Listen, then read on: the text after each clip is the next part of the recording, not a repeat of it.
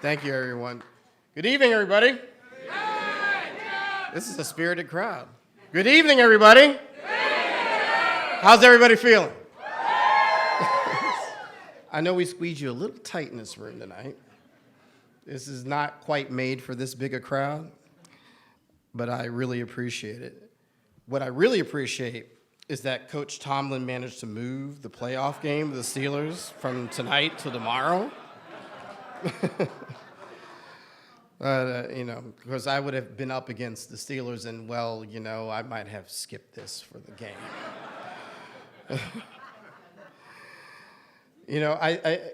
You're all dressed to the nines and looking so great. I think you might have been expecting Meryl Streep.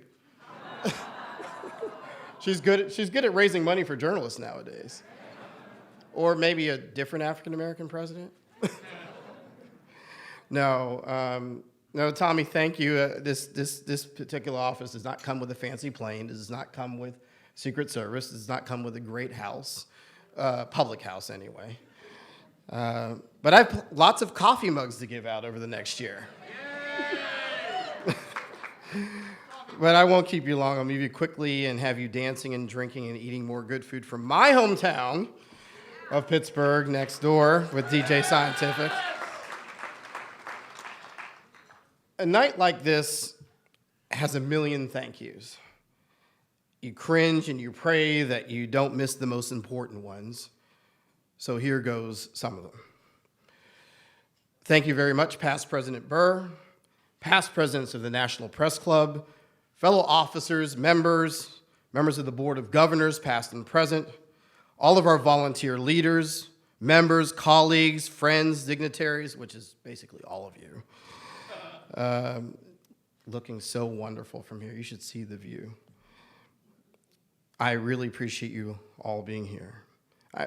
One of the first things I want to thank is you saw me took the oath on the Bible that my late mother gave me. I like to thank the Almighty. I acknowledge and respect that not everybody in the room is a person of faith, but I'm an imperfect man who believes in a perfect faith that makes all things possible, including holding this presidency.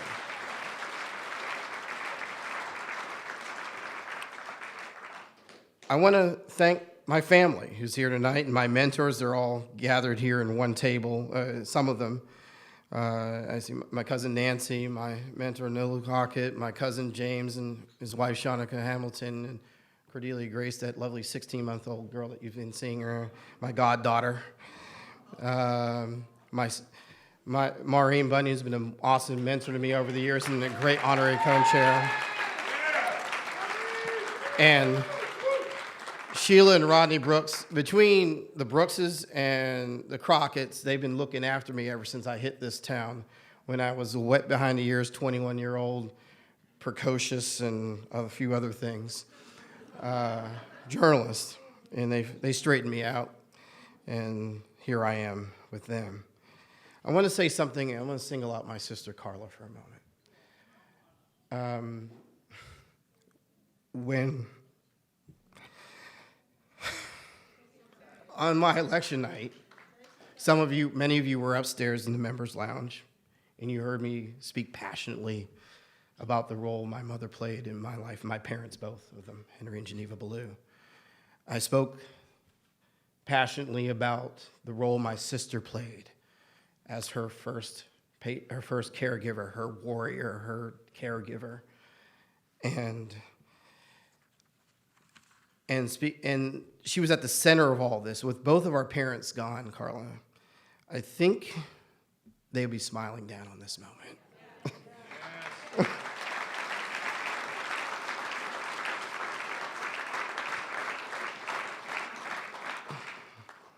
To my colleagues at Al Jazeera Media Network, right over here, thank you. You've heard from Ms. Ali, our network's Deputy Managing Director. Joining him in person, our Regional Director for the Americas, Amjad Atala. You have our newly minted White House correspondent, Kimberly Halkett. You have our senior correspondent, Alan Fisher. You have a Washington editor, James Bays.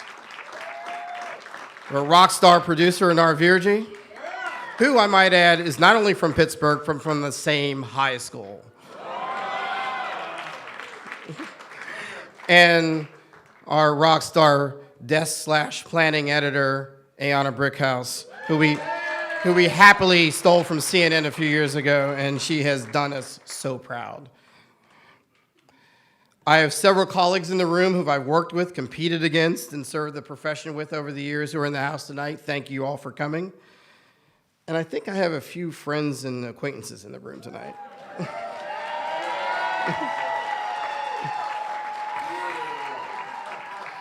They come from a wide range of my life. Junior high school, over in the corner here. Dan Gelman and Mark Franzos, Dr. Mark Franzos. Yes, we've known each other since, what, 6th, 7th grade? Dan picked up that Minio's pizza from home and brought it down here and brought the extra terrible towels. And Mark, you know, I learned how to get my first hangover at his bar mitzvah when I was 13. And learning to know his lovely family.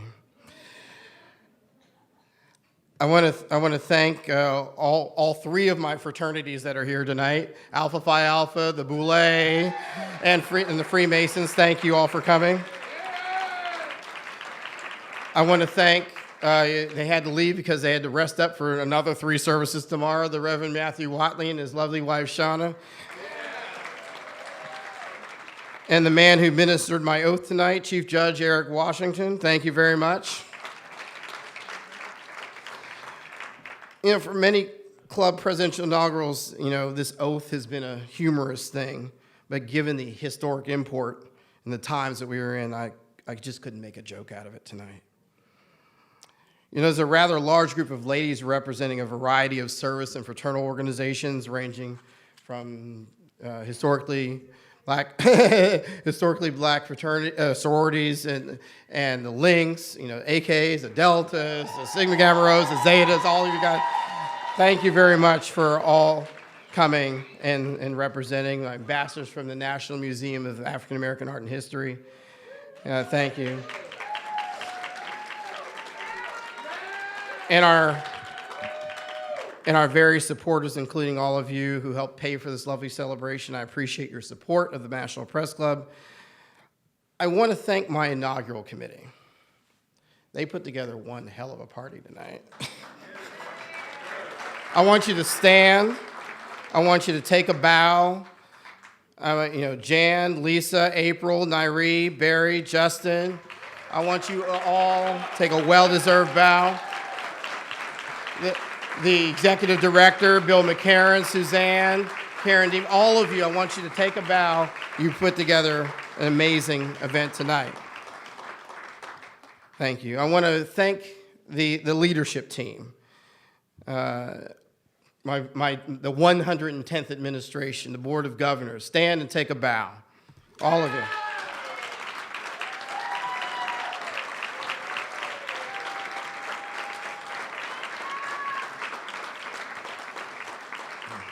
Great folks, all.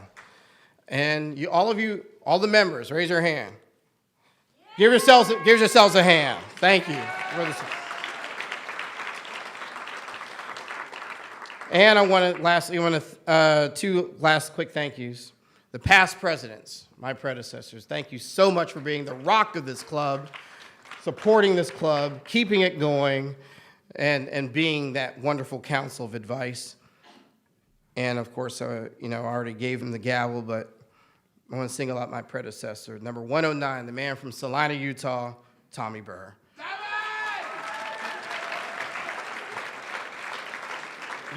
Watching Tommy in action is an awe-inspiring thing. His drive, his talent, were all wonderful to witness. Working with him has been a distinct privilege and pleasure. We were already colleagues. We became partners when he asked me to run with him as his vice president. We move into this next phase of the club as solid friends. Thank you. I clearly have my work cut out for me. Thank you very much, Tommy. Now, some of you might be wondering why tonight's theme is Club of Champions. It's more than a simple play on words of the old Pittsburgh motto, the City of Champions.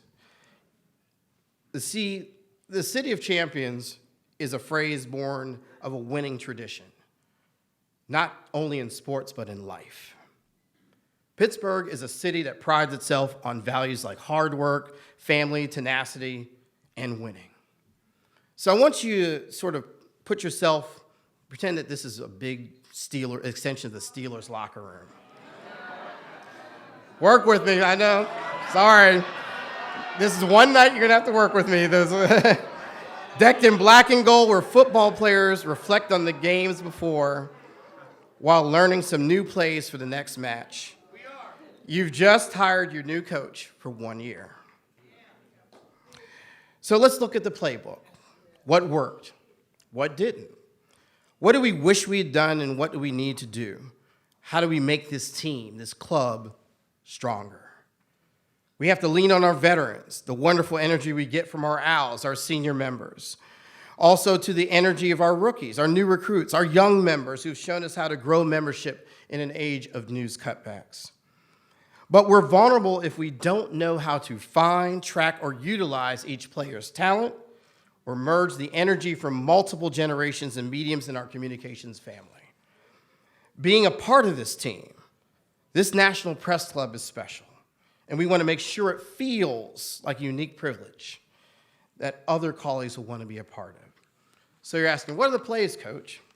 Well, the first play, before we take the field, is to make sure our fiscal house remains in order. In a great forward pass play, we identified and auctioned a key club asset, which will secure our future.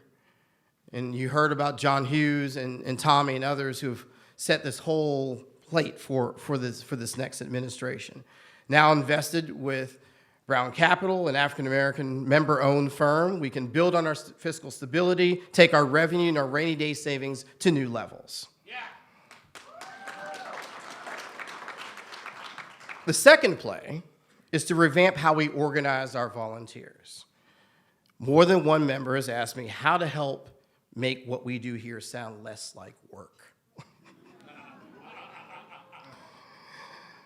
Not that we're not proud of our day jobs, but for starters, we are going to stop making it look like work. I am wiping out the term committee.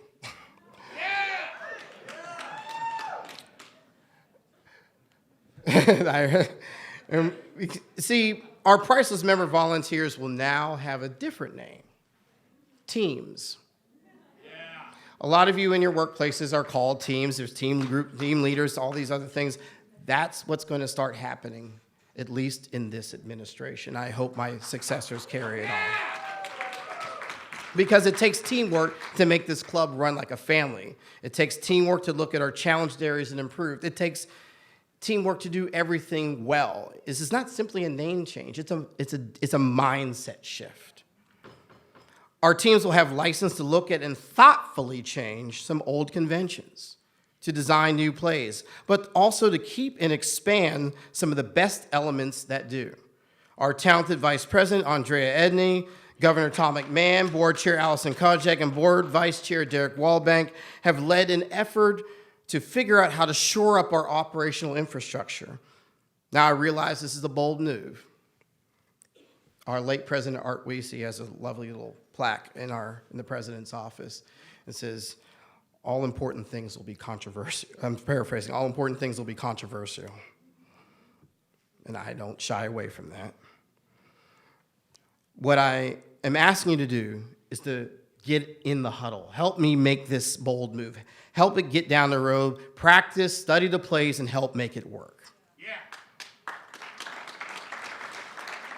Now, key to this club focus is the member experience. What I call a 360-degree look at the whole member.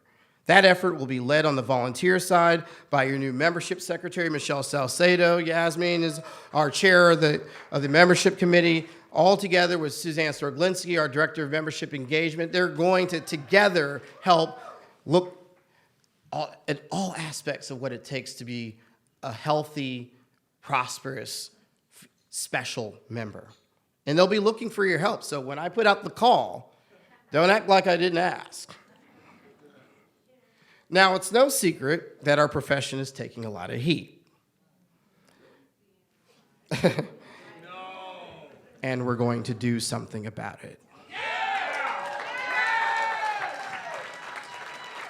Look, most folks know I tend to be a diplomat.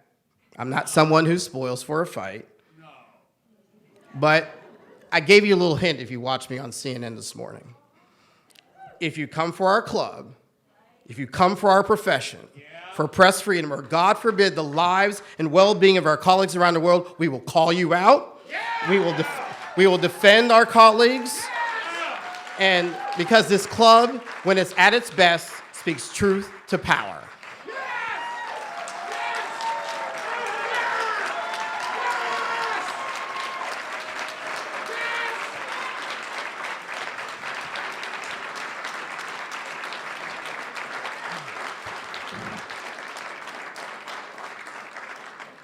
Now, great journalism is all around us. As a result of it, some have been harassed. All of us at Al Jazeera know this lesson all too well.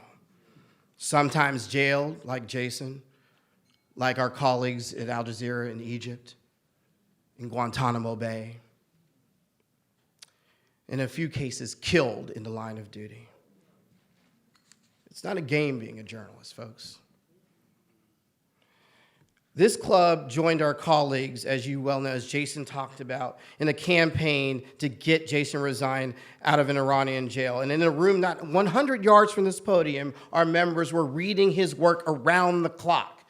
With Marty Barron and everybody else, we linked arms, and when they were telling Jason that we didn't exist, that they tried to lie about our power, and we linked arms as a profession globally, they had no choice eventually to release him, and he came home free in this very ballroom where Nelson Mandela and Martin Luther King Jr. addressed this crowd, speaking of freedom. Now, for this clubhouse, there's a little more to come. Some renovations on our security project. You saw the new gates outside in the days of Charlie Hebdo and things like that. We have to protect our members. We have a serious responsibility to do that. It's going to be a little inconvenient, but you need to ride with me. You need to work this play with me, because I'm not going to have dead members on my hands. Yes. Yes. Now, some other facets are changing more on a brighter side. We're going to change the furniture around here and upgrade it. Hopefully upgrade the restrooms a little bit. And a few other things that are already well underway. If you really walk through this club, Tommy and John and Angela, Myron, we've all been working together. You know, we've got great people in the house who lead the House and Bar Committee. You got Rod Kukro back there, Paul Marion over here, and all these wonderful people that come together to help make this club a more comfortable place, fixing up our work area on the 14th floor so we can have it more comfortable, and because fewer of us are getting offices around here. So, and our neighborhood has changed around, all over the city. We have, when we started, we didn't have our good neighbors like the Hamilton, and this is nothing against them, and Ocean Prime and Shelley's and everybody else, and they're great neighbors. But we need your help to make sure that the members and the guests, I'm counting on it, all that enthusiasm that bought tickets for this event tonight, I want to see all of you coming through this club every single day, buying breakfast, lunch, and dinner, and supporting your club, and bringing all of your friends and all of your guests and all of your clients to make sure that we hold up our end of the bargain. Because, you know, as much as I love my neighbors, it would be kind of a bad look for me to be sitting across the street at Shelley's when I could be just simply drinking upstairs in the member lounge. I love y'all at Shelley's, but I got to rep this club. Now, so in addition to all that, we're going to also formulate our strategic plan for the next 5 years, so we can really set the blueprint for the next several generations of club members and guests and keep this club on a solid path forward into the future. Now, some of you have asked, where do we suit up, Coach? I love that. I thank you for that. If you're in this room wondering how you can take the field or what position to play, just let us know. We'll connect you with your teammates, and if you forgive one last football analogy, we'll get you the ball so you can run with it. Ladies and gentlemen, the journey to this podium is a road that I wish my parents could have seen in the flesh. How they would have marveled about a public school kid from Pittsburgh's Homewood Rushton neighborhood. And some of you are discovering the other neighborhoods where I grew up on the hill. Some of you have been seeing fences. That's where my grandmother used to live, and they knew a lot of the people who put together these wonderful plays of August Wilson. So many years ago, 32 newspaper men huddled at the Willard Hotel, the Round Robin Bar across the street, and they wanted to form a private club, which this is, a fellowship. Well, people who looked like me weren't invited. And ladies, neither were you. Heck, we couldn't even tend bar in 1908. Well, to coin a phrase of a very popular television show that takes place in my hometown, this is us now.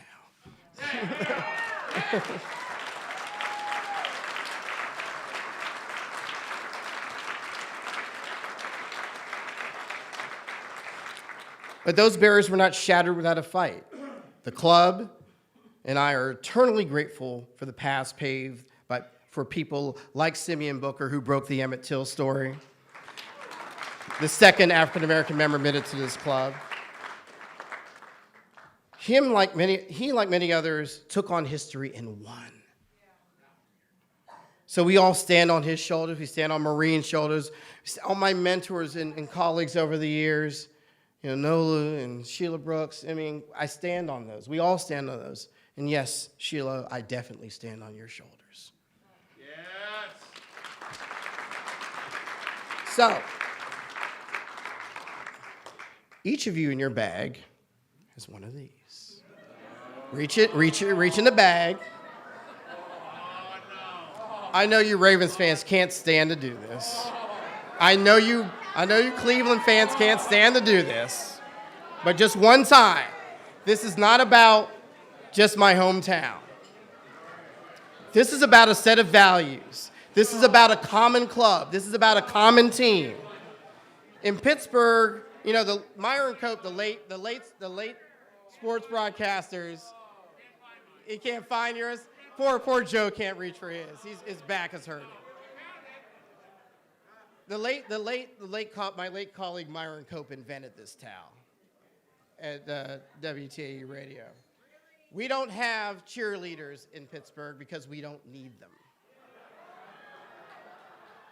The fans and the team are one. This is a symbol of winning. So I want you to grab this towel. I want you to take it out. I want you to wave it over your head. Look around you. Know what that is? That's teamwork.